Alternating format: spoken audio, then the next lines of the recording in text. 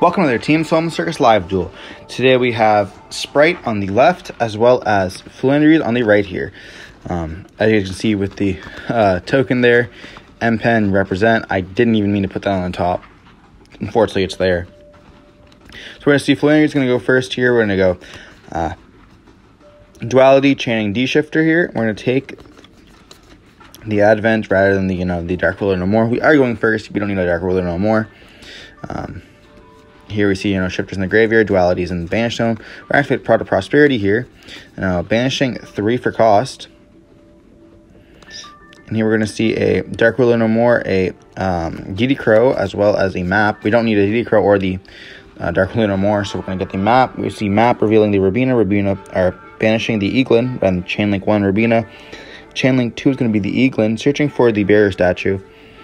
Normal summon the Eaglin there. Once again, sorry for the glare there. Gonna imperm the Eaglin, definitely the right play. We still have our normal summon, and we do have the tribute, so we're gonna tribute summon the M-Pen, activate the effects here. Chainlink 1 is gonna be M-Pen, Chainlink 2 is gonna be the Rabina. We're gonna search for the trap here, and we're gonna be able to normal summon the Barrier statue. What fun is Yu-Gi-Oh! We're gonna set 2 cards and pass. 1 card left in hand, and he knows it is Rabina.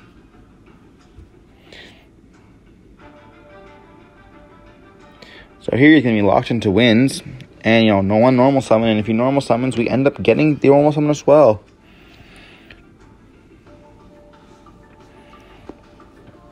Does he have the Dark Ruler No More, though, is a question. We do see 1 spell and trap in his hand. It might be the, I think that's Smashers. He's going to normal summon the red here. We're going to activate the effect of map.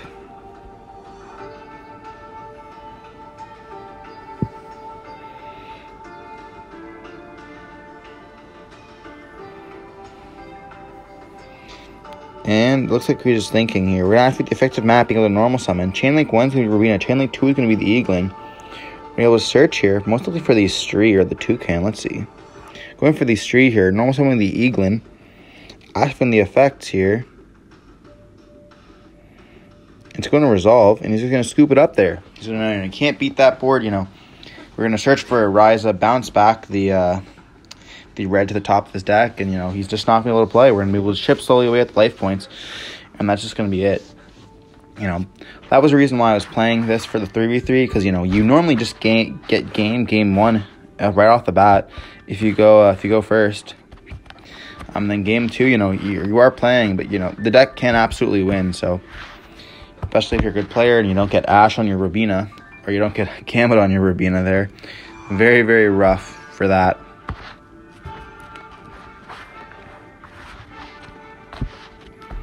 But yeah, going into game 2 here, we know he's playing Spright.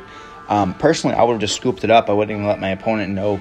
I know him and his brother, he owns the tier deck and his brother owns the Spright deck. So for this I just swapped, throwing everyone off.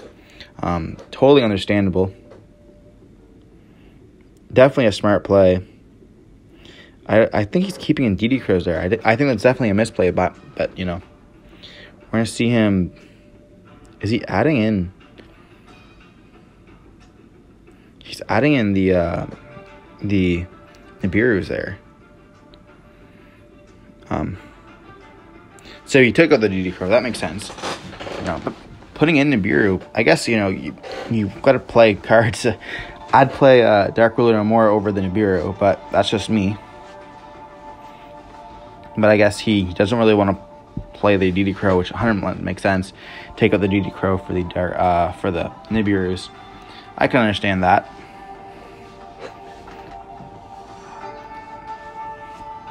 Here we're gonna go first, or we're gonna go second here because he's gonna get to go first. We see a Swap Frog in his hand as well as a Live Twin. He's gonna start off by normal summoning the blue, activating the effect here, getting out the pink.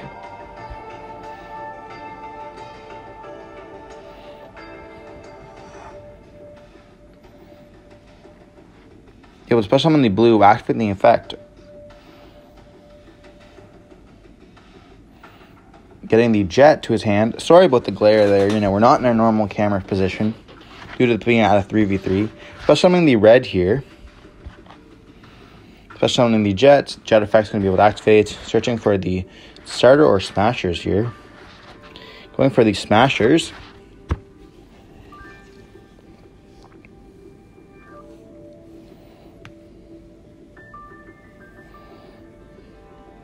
We're going to see an overlay with a blue and a blue for Gigantic. Gigantic effect's going to be able to activate.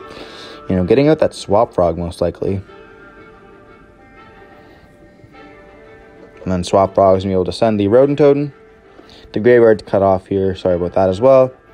Swap effect is going to be able to return itself to hand. And then discard swap, but someone swap. Swap effect once again. I wouldn't personally activate it this time. I would like to keep the last swap in deck so that you can special summon it with the Totally Awesome. You know, we are playing a deck that isn't really playing Gamma or isn't really playing Super Poly, you know. So you want to have as many bodies on board as possible. We see these Elf being summoned. Then we see Swap summoning out, or banishing the Rodentoden, summon out Swap. Then we're going to see an overlay for Totally Awesome here. We're going to overlay for the pink with the red. Another thing he could do, because he could have reborn the Totally Awesome, or reborn the Rodentoden, use those two as link materials. And then bring it back once again, make the Toad, and then be able to make keeping red on field. And then, you know, overlaying both of them to red after he got that, or not overlaying, linking them both into red after he got that draw.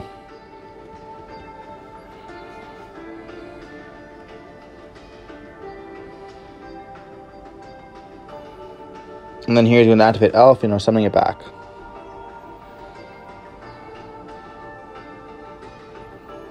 So I guess he ended up with red on board anyways. He could have left another one on board as well. Didn't even need to use the second Toad. So we're going to activate Duality here. We're going to Barrier Statue, a map, as well as a Ryza. Most likely going to choose the map here.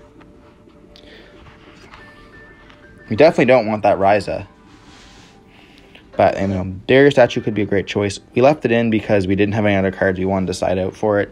As well as, like, if you break the board, it is extremely good.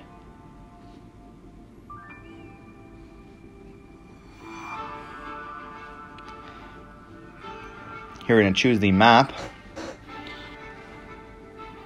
And we do have an Ultimate Slayer in hand here, which does break the board. So we're going to activate Ultimate Slayer here. You know, being able to send the... we send a Link monster to graveyard as cost. And we will target the Elf here. We're going to activate the Ultimate Slayer in graveyard, banishing itself.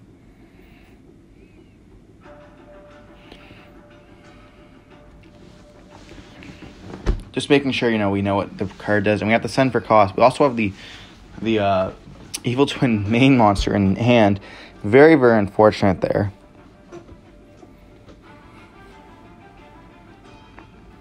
And are we going to end up Toad negating this? It doesn't really make a difference at the end. Red negate is going to discard, getting rid of the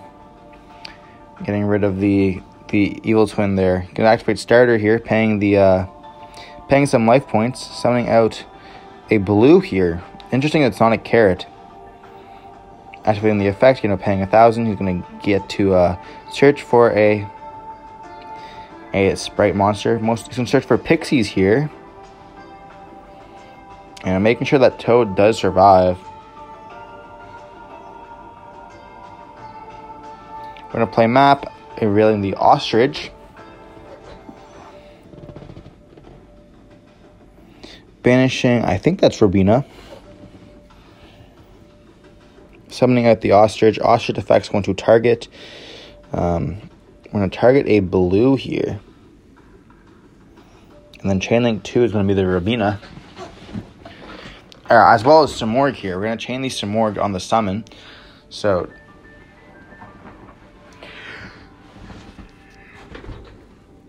we're going to be able to chain block. Activate the Simorgh. Well, first we have the normal summon. So what's going to end up happening is Robina is going to normal summon, and then we're going to be able to chain just chain this some more, second effect to search for the spell and trap some more. I'm just picking up and reading the card.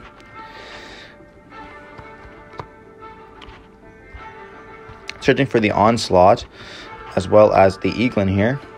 It's going to be very, very difficult for us to find a way to get to a big monster anyway. We're going to normal summon the Eaglin, activate the effect, and we have no more chain blocking. So, he is going to be able to take that Eaglin, and then, adding back the Swap Frog from the Toad. We're going to go for the M-Pen here, which we should have done first. We should have gone for the M-Pen, activated the effects. Chainlink 1, Chainlink 2 would be the Street, and then just not summoning the Eaglin altogether. But we do see a Smasher is being activated here. Getting rid of the M-Pen, and we're gonna be able to summon.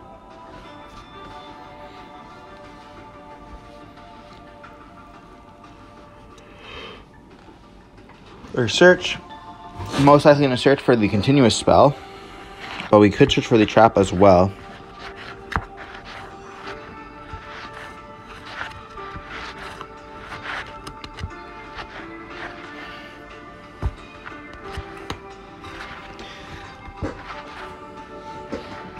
We also have to keep in mind we can't really get out of that red. Or search for the trap here because we have to get rid of the red somehow, and then we realize it has the same attack.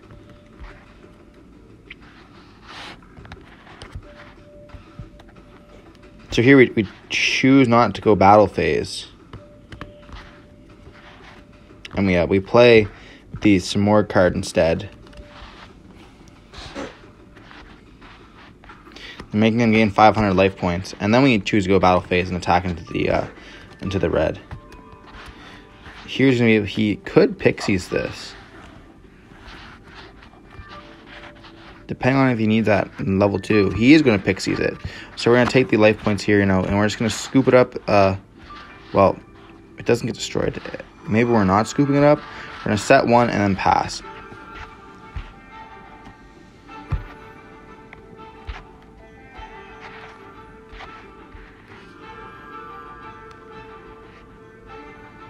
Here we're going to see Rodent Totem effect, banishing, and we're going to activate the Dreaming Town here.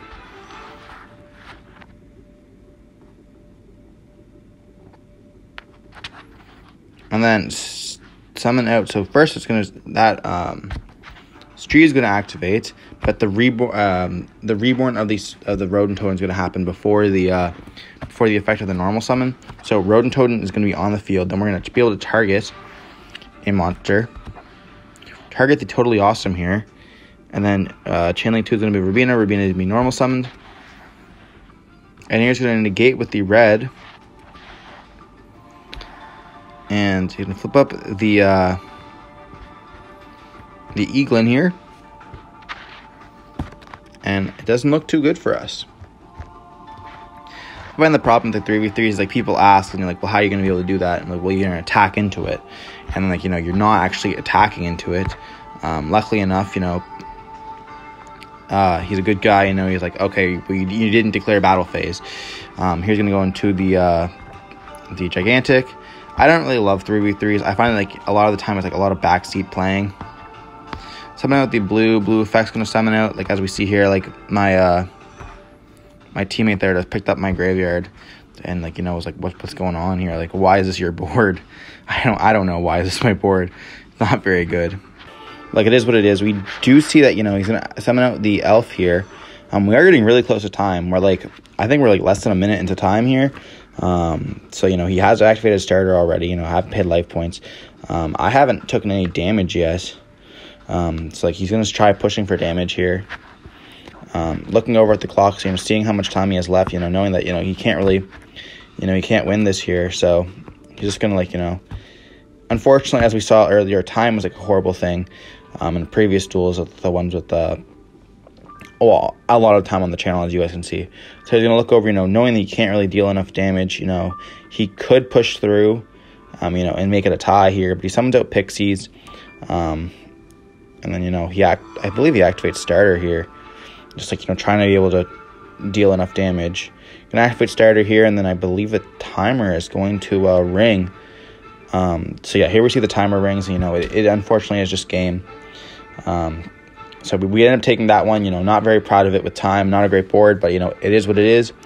Hopefully you guys like, comment, subscribe, and we'll see you in the next one.